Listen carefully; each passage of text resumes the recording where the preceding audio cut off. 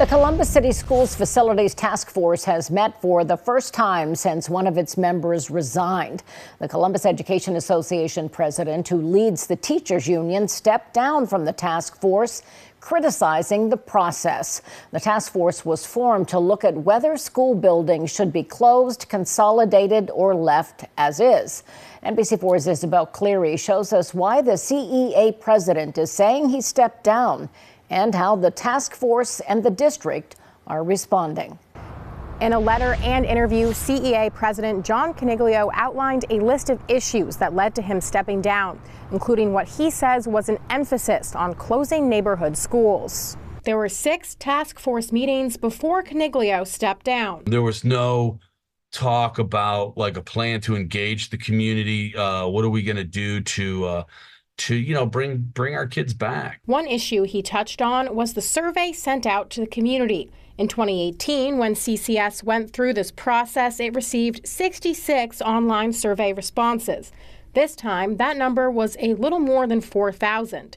However, it is the format of the survey that Coniglio is pointing to. It reminded me of one of those surveys that they give where it's just kind of leading you to the outcome that they want, right? He also says Columbus's growth wasn't a prominent topic. There was no discussion about where our competition is, whether that's private schools or charter schools.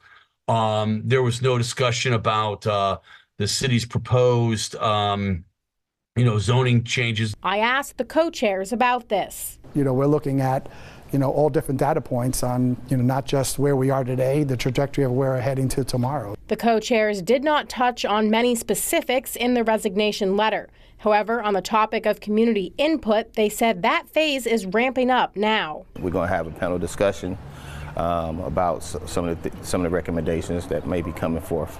And people will be able to engage. We closed one phase, right, the quantitative. Now we're going into the qualitative phase. So inevitably, the community is going to give us a lot of input. Neither addressed the part of the letter where Coniglio stated, quote, "It has become apparent that the focus of the committee is solely on the mass closure of neighborhood schools."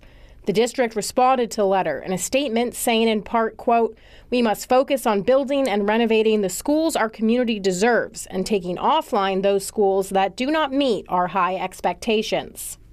The co-chair said the event Thursday is going to be a space to hear from the community about what they want to see from the task force. We have that information as well as the district's full statement and Coniglio's letter on our website, NBC4i.com.